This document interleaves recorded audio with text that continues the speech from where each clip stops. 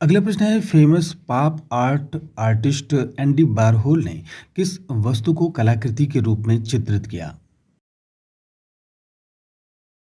तो इसका उत्तर है ऑप्शन बी, सूप कैन।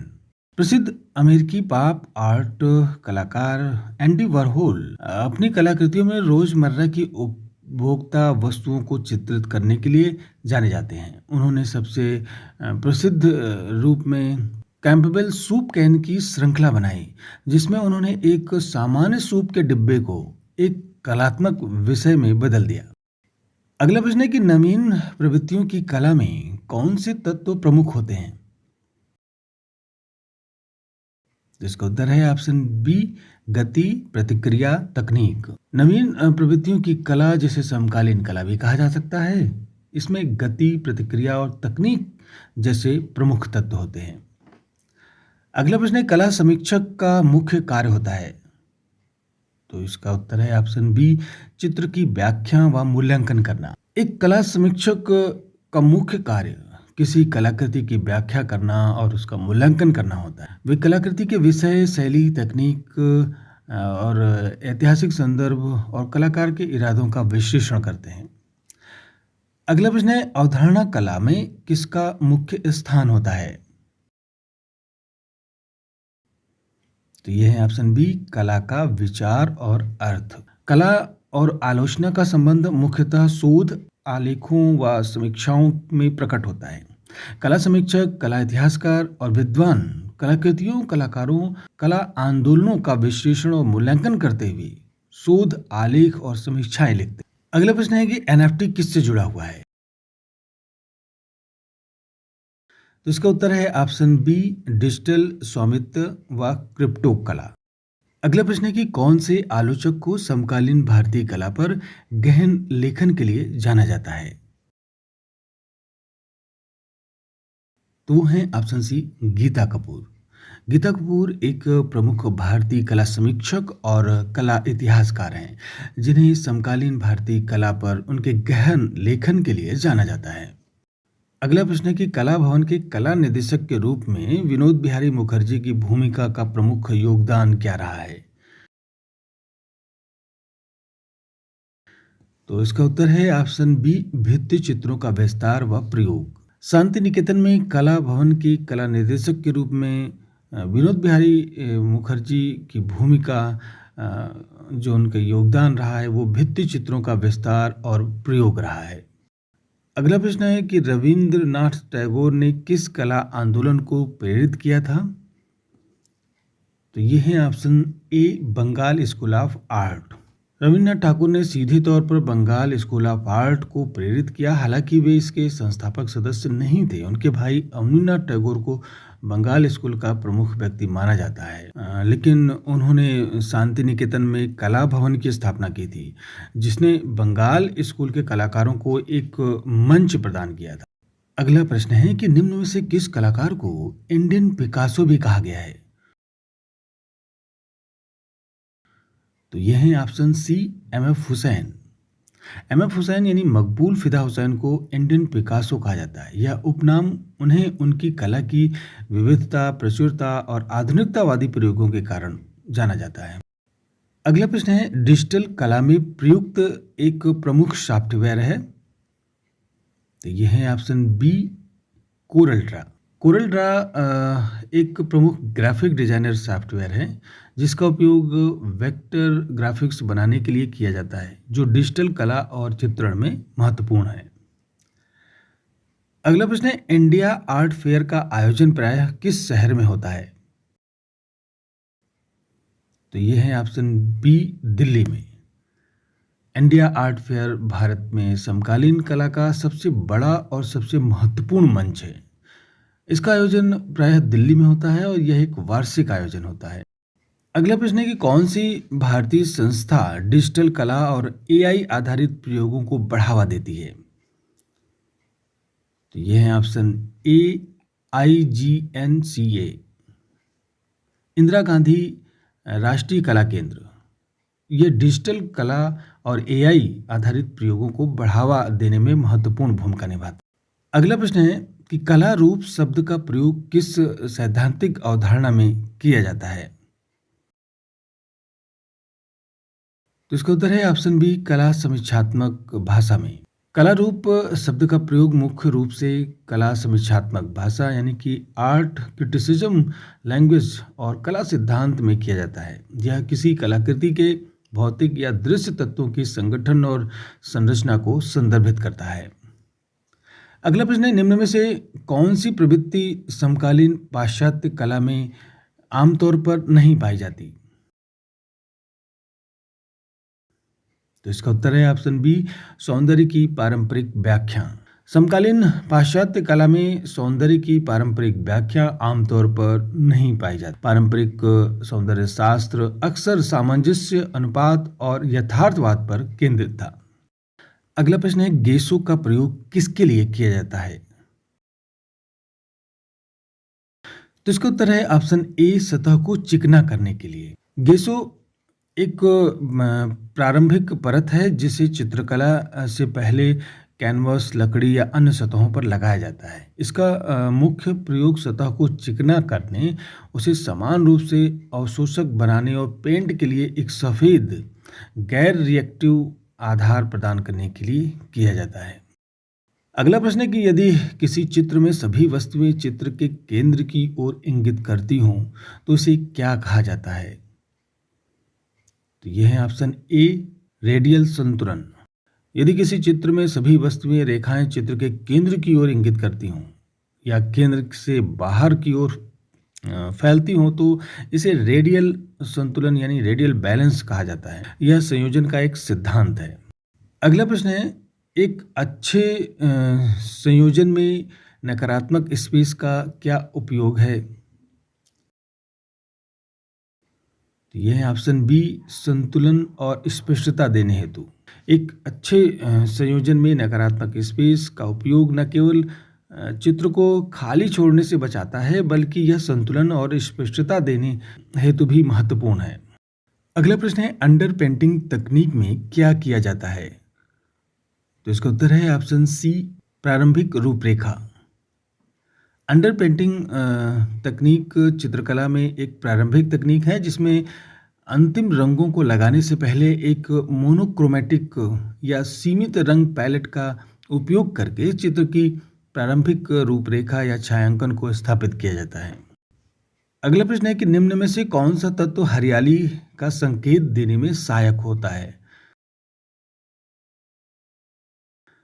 तो यह है ऑप्शन बी, रंग। चित्रकला में हरियाली का संकेत देने में जो सबसे महत्वपूर्ण तत्व या रंग है, हरा रंग, सीधे तौर पर प्रकृति, पेड़ पौधों और हरियाली से जुड़ा हुआ है। कलाकार हरे रंग के विभिन्न शेड्स का उपयोग करके हरियाली को दर्शाते हैं। अगला प्रश्न है कि हाईलाइट और शैडो का उपयोग किस उद्देश्य से किया जाता है? तो यह है ऑप्शन सी, त्रिआयामी प्रभाव हेतु। चित्रकला में हाईलाइट और शैडो का उपयोग त्रिआयामी प्रभाव उत्पन्न करने के लिए किया जाता है। हाईलाइट वे क्षेत्र होते हैं जहां प्रकाश सीधे वस्तु पर पड़ता है जिससे वह चमकदार दिखाई देती है। इन दोनों के सही संतुलन और प्लेसमेंट से कलाकार एक द्विआयामी सतह पर वस्तुओं की गहराई, आयतन और वास्तविकता का आभास दे सकते हैं जिससे वे सपाट न दिखकर उभरी हुई प्रतीत होती हैं। अगला प्रश्न है कि पेस्टल रंगों की प्रमुख विशेषता क्या है? तो यह है ऑप्शन सी, सूखी मुलायम बनावट। पेस्टल रंगों की विशेषता होती है कि पिगमेंट को बाइंडर के साथ मिलाकर बनाए जाते हैं और छड़ों के रूप में आते हैं। अगला प्रश्न है, कलम और इंक से बनाए गए चित्र को क्या कहते हैं? तो यह है option C, pen art. Pen और इंक से बनाए गए चित्रों को विशेष रूप से पेन आर्ट या इंक ड्राइंग कहते हैं। यह एक विशिष्ट माध्यम है जहां कलाकार विभिन्न प्रकार की कलमों और स्याही का उपयोग करके रेखाएं, डॉट्स, क्रॉस हैचिंग और अन्य तकनीकें बनाते हैं। अगला प्रश्न है कि चित्र में मूल रंग कौन से होते हैं?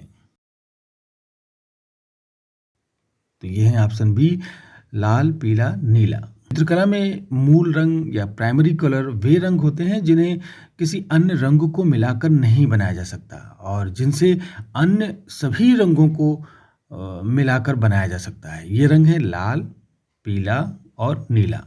इन्हें प्राथमिक रंग कहा जाता है। अगला प्रश्न है कि फोकसिंग डिवाइस निम्न में से कौन सा है? तो यह है ऑप्शन ए प्रोजेक्टर। फोकसिंग डिवाइस ऐसा उपकरण होता है जो प्रकाश या छवि को केंद्रित करने का कार्य करता है। दिए गए विकल्पों में से प्रोजेक्टर एक फोकसिंग डिवाइस है। प्रोजेक्टर लेंस का उपयोग करके एक छवि को एक बड़ी सतह पर केंद्रित करता है जिससे वो स्पष्ट दिखाई देता है। अगला प्रश्न है कूर्ब टूल का प्रयोग किस प्रकार की कला में होता है? तो इसका उत्तर है ऑप्शन ए डिजिटल आर्ट में। कुर्ब टूल का उपयोग मुख्य रूप से डिजिटल आर्ट और ग्राफिक डिजाइन सॉफ्टवेयर में होता है। यह टूल कलाकारों को सीधे या वक्र रेखाएं बनाने, आकृतियों को संपादित करने और छवियों के रंग और टोन को समायोजित करने में मदद करता है। अगला प्रश्न है कि दो या दो से अधिक रेखाएं एक ही बिंदु पर मिलें तो इसे क्या कहते हैं? तो इसका उत्तर है ऑप्शन सी वैनिशिंग पॉइंट। दो या दो से अधिक समानांतर रेखाएं चित्र में एक ही बिंदु पर मिलती हुई प्रतीत होती हैं तो इस बिंदु को वैनिशिंग पॉइंट या लुप्त बिंदु कहते हैं। अगला प्रश्न है यदि किसी चित्र में रेखाएं मोटी से पतली क्रम में जाएं तो यह किसका उदाहरण है? तो इसका उत्तर है ऑप्शन बी गहराई। यदि किसी चित्र में रेखाएं मोटी से पतली क्रम में जाएं तो यह गहराई का उदाहरण है। यह परिप्रेक्ष्य का एक दृश्य संकेत है जहां दूर की वस्तुएं और रेखाएं छोटी और पतली दिखाई देती जबकि पास की वस्तुएं बड़ी और मोटी। अगला प्रश्न है कि समकालीन कला में इंस्टॉलेशन का अर्थ है? तो यह है ऑप्शन बी स्थान विशेष पर वस्तुओं की कलात्मक रचना। इंस्टॉलेशन एक त्रिआयामी कला का रूप है जो किसी विशेष स्थान को ध्यान में रखकर बनाई जाती है। अगला प्रश्न है कि स्केल और अनुपात का अंतर स्पष्ट करता है। तो यह है ऑप्शन सी आकार का संबंध। कला में स्केल और अनुपात दोनों आकार का संबंध स्पष्ट करते हैं। अगला प्रश्न है कोलाज तकनीक में मुख्य रूप से किस तत्व का प्रयोग होता है? तो यह है ऑप्शन बी कागज या सामग्री का चिपकाना। कोलाज में मुख्य रूप से विभिन्न प्रकार के कागज और अन्य सामग्री जैसे कपड़े, तस्वीरें, अखबार के टुकड़े आदि को चिपका कर एक कलाकृति बनाई जाती है। अगला प्रश्न है कि स्टेपलिंग तकनीक में क्या किया जाता है? तो इसका उत्तर है ऑप्शन बी डॉट्स द्वारा प्रभाव उत्पन्न किया जाता है। स्टेपलिंग एक कला तकनीक है जिसमें डॉट्स या बिंदुओं का उपयोग करके छायांकन, बनावट और टोनल प्रभाव उत्पन्न किया जाता है। अगला प्रश्न है निम्न में से कौन सी विधा विजुअल जर्नलिज्म के अंतर्गत आती है? तो यह है option C graphic novel.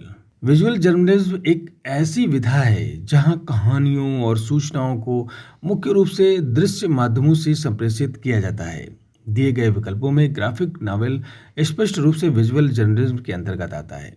Graphic novel लंबी, कथात्मक और कॉमिक बुक होती है जो अक्सर जटिल विषयों, आत्मकथाओं या वास्तविक घटनाओं पर आधारित होती है। अगला प्रश्न है पुनर्जागरण काल के प्रमुख कलाकार माइकल एंजेलो का नाम किस क्षेत्र से जुड़ा है? तो यह है ऑप्शन बी मूर्ति कला से। माइकल एंजेलो पुनर्जागरण काल के सबसे महान कलाकारों में से एक थे। उनका नाम मूर्ति कला के क्षेत्र में जुड़ा है। उनकी कुछ प्रसिद्ध कृतियों में डेविड और पिएटा जैसी संगमरमर की भव्य मूर्तियां शामिल हैं। अगला प्रश्न है कि राफेल किस कला युग के प्रमुख चित्रकार थे? तो ये थे ऑप्शन बी पुनर्जागरण काल के। राफेल भी पुनर्जागरण काल के या उच्च पुनर्जागरण युग के जिसे हाई रेनेसा कहते हैं कलाकार थे। वे अपनी सामंजस्यपूर्ण और शांति रचनाओं, सुंदर मैडोना के चित्रों और क्लासिक सौंदर्य के लिए प्रसिद्ध थे। अगला प्रश्न है निम्न में से कौन सा कला आंदोलन 19वीं सदी का है? तो इसका उत्तर है ऑप्शन बी इम्प्रेशनिज्म। इम्प्रेशनिज्म 19वीं सदी का एक प्रमुख कला आंदोलन है। यह 1860 के दशक में फ्रांस से शुरू हुआ था और 19वीं सदी के अंत तक फला फूला। अगला प्रश्न है, पिकासो किस कला आंदोलन से जुड़े थे? तो इसका उत्तर है option B, cubism. Pablo Picasso 20वीं सदी के सबसे प्रभावशाली कलाकारों में से एक थे और उनका संबंध मुख्य रूप से क्यूबिज्म कला आंदोलन से था। अगला प्रश्न है कि निम्नलिखित में से किसने बंगाल स्कूल ऑफ आर्ट की स्थापना की? तो इसका उत्तर है ऑप्शन सी, अवनीनाथ ठाकुर ने। अवनीनाथ ठाकुर ने बंगाल स्कूल की स्थापना की। उन्होंने 20वीं सदी की शुरुआत में भारतीय कला में पाश्चात्य प्रभावों का विरोध करते हुए एक राष्ट्रवादी कला आंदोलन शुरू किया। अगला प्रश्न है कि समकालीन कलाकार अंजलि इला मेनन किस माध्यम में प्रसिद्ध हैं? तो इसका उत्तर है ऑप्शन ए, आयल पेंटिंग। अंजलि इला मेनन भारत की एक प्रसिद्ध समकालीन कलाकार हैं। उन्होंने मुख्य रूप से उनका जो काम है वो आयल पेंटिंग में किया गया है। उनकी कृतियों में अक्सर उदास, चिंतनशील चेहरे, धार्मिक और लौकिक विषय शामिल थे। अगला प्रश्न है कि समकालीन भारतीय कलाकार सुदर्शन शेट्टी किस प्रकार की कला से जुड़े हैं? तो यह है ऑप्शन सी, इंस्टॉलेशन और मूर्ति कला से। वे अक्सर विभिन्न माध्यमों जैसे कि लकड़ी, धातु, वीडियो और ध्वनि का उपयोग करके जटिल और विचारोत्तेजक कलाकृतियां बनाते थे। अगला प्रश्न है कि किस पाश्चात्य कला आंदोलन ने स्प्लिट विजन या डिस्टार्टेड फॉर्म और इमोशन एक्सप्रेशन पर बल दिया? तो यह है ऑप्शन ए, इम्प्रेशनिज्म।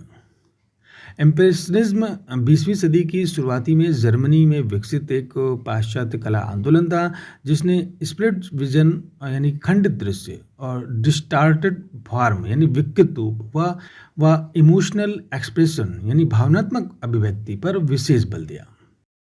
अगला प्रश्न है, अमरावती कला का संबंध किस धर्म से है? तो ये है ऑप्शन बी, बौद्ध धर्म से। यह कला शैली आंध्र प्रदेश में कृष्णा नदी के तट पर स्थित अमरावती में विकसित हुई। अगला प्रश्न है कि किस चित्रकला परंपरा में गोपी और कृष्ण विषय विशेष रूप से चित्रित किए जाते हैं?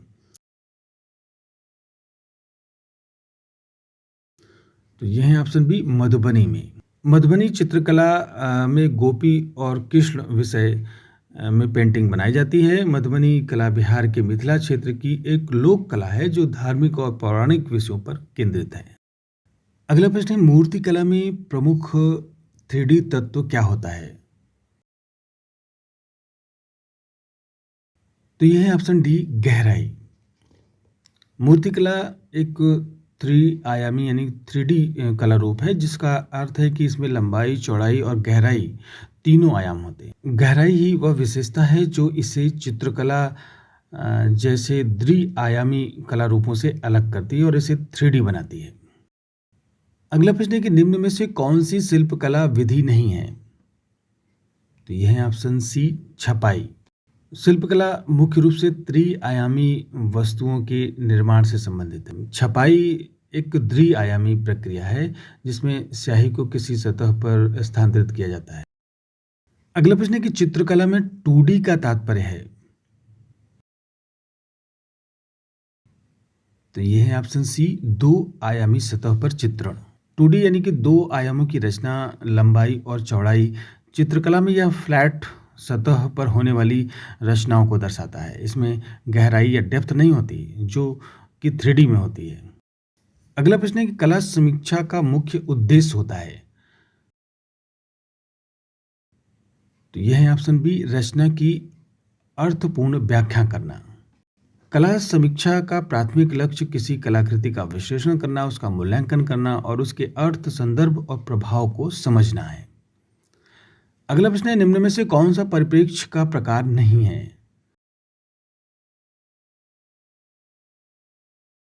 तो यह है ऑप्शन सी, मून पॉइंट।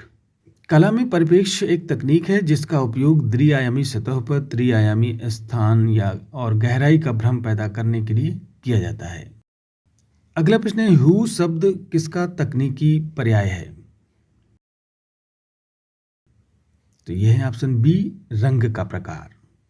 ह्यू एक रंग का शुद्ध रूप है जो बताता है कि वह लाल, नीला, पीला, हरा आदि में से कौन सा रंग है। जैसे लाल एक ह्यू है, और जबकि गहरा लाल या हल्का लाल इसकी चमक को दर्शाता है।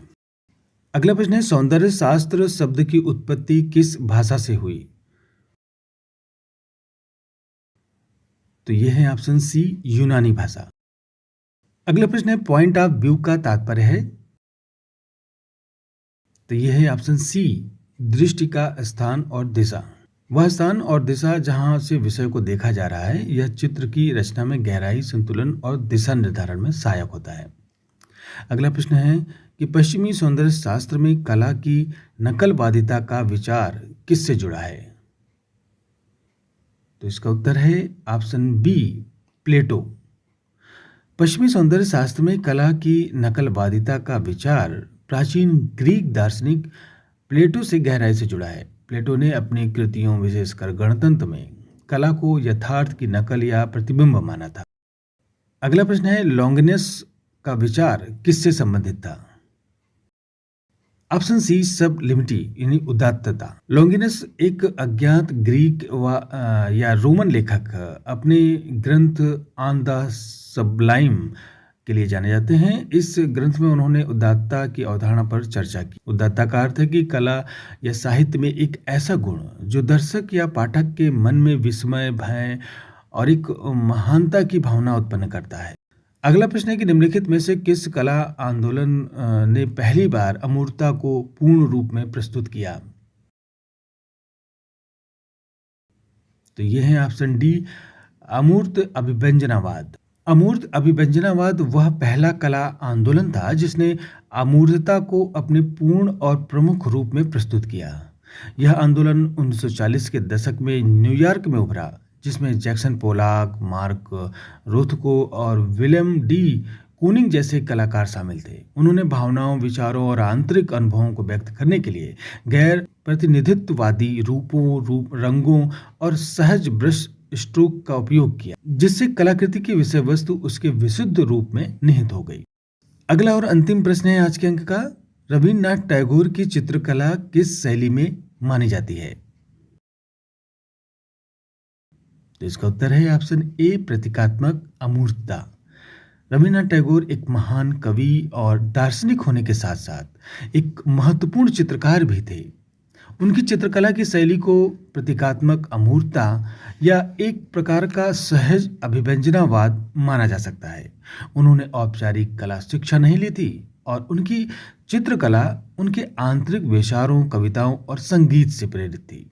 उनके चित्रों में प्रायः रहस्यमय आकृतियां, काल्पनिक परिदृश्य और गहरे रंग होते थे जो प्रतीकात्मक अर्थों से भरे होते थे। अगला प्रश्न है, कला सत्य की अनुकृति है, यह किसका कथन है।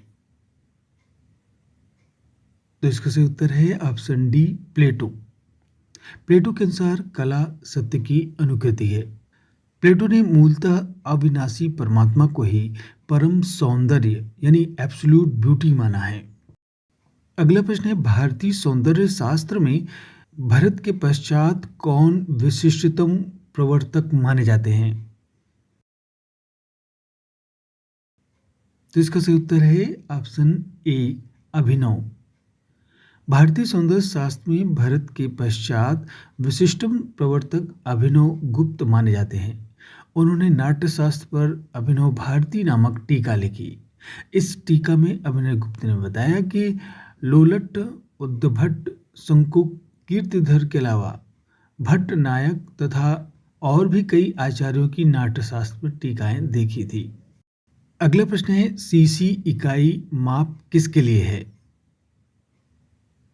तो इसका उत्तर है ऑप्शन डी, न्यूज़पेपर एडवर्टाइजिंग के लिए। सीसी यानी सिंगल कॉलम सेंटीमीटर। इकाई समाचार पत्र विज्ञापन यानी न्यूज़पेपर एडवर्टाइजिंग के लिए माप इकाई है। अगला प्रश्न है, शुंग काल में निर्मित स्तूप में निम्नलिखित में से किन सामग्री का प्रयोग हुआ है। तो इसका उत्तर है ऑप्शन डी, इष्टिका एवं पाषाण। शुंग काल में निर्मित स्तूप में स्टिका यानी कि ईंट एवं पाषाण का प्रयोग हुआ है। ईंट निर्मित स्तूप को चारों तरफ से पत्थरों का आवरण दिया जाता था। चारों तरफ प्रदक्षिणा पथ की व्यवस्था की गई और इसके अलावा मेज की सोपान तथा शीर्ष में हर्मिका भी बनाए गए। अगला प्रश्न है, मेवाड़ के खजुराहों के नाम से जाना जाने वाला मंदिर है, तो वो है ऑप्शन बी जगत मंदिर। उदयपुर से लगभग 42 किलोमीटर दूर जगत नामक ग्राम में अंबिका का मंदिर मातृ देवियों को समर्पित होने के कारण शक्तिपीठ कहलाता है। इस देवालय में दिक्पाल, यक्ष, किन्नरों के अतिरिक्त कोई भी देव प्रतिमा नहीं है। यह मेवाड़ का खजुराहो के नाम से जाना जाता है। अगला प्रश्न है, मूर्तियों पर ओबदार पालिश किस काल की विशेषता थी?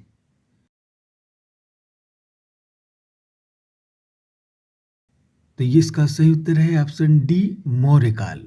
मौर्यकालीन ओबदार पालिश के संदर्भ में वासुदेव शरण अग्रवाल ने अपनी पुस्तक भारतीय कला में पालिश की परंपरा में अनेक उदाहरण दिए हैं। इसमें महाभारत से लगभग 1 दर्जन ऐसे उदाहरण हैं जिनमें चमकदार पालिश का उल्लेख किया गया है। तो फिर आज के लिए बस इतना ही। मिलते हैं अगले अंक में 120 नए प्रश्नों के साथ। नमस्कार।